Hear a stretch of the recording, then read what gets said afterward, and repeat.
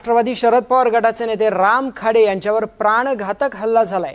10 ते 15 जणांनी धारदार शस्त्रांनी गाडीवर हल्ला केल्याची घटना आहे। अहिल्यानगर बीड जिल्ह्याच्या सीमेलगत मानगाव जवळ ही घटना घडल्याची प्राथमिक माहिती आहे। यात राम खाडे हे गंभीर जखमी झाले असून अहिल्यानगरमधल्या खासगी हॉस्पिटलमध्ये त्यांना दाखल करण्यात आले। त्यांच्यावर पुढील उपचार सुरू आहेत। हल्लेखोरांनी राम खाडे यांची गाडी पूर्णतः फोडून टाकली आहे।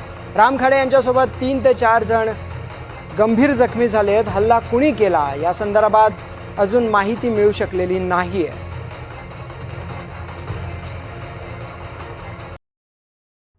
हॉटेलवाल्यांनी सगळे हॉटेलचे गेट वगैरे बंद केले आणि हॉटेलमधून लोकांनी बाहेर येऊ नये म्हणून याच्यातली काय हल्लेखोर हॉटेलवर हल्ला करत होते की ते वाचवण्याचा प्रयत्न करतील या उद्देशाने। त्याच्यानंतर रस्त्यावरून काही लोक आल्यानंतर ते लोक मोटरसायकलने पळून गेले।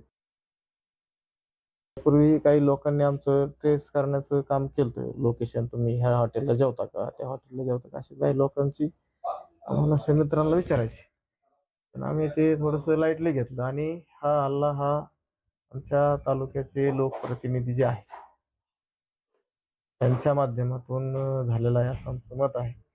कारण की आमचं दुसऱ्याचं कुणाचं काही विषयच नाही ना, आम्ही त्यांच्याच सगळ्या तक्रार आहेत आमच्यावाल्या आणि त्यांनी हा हल्ला आमच्या घडून आणलाय।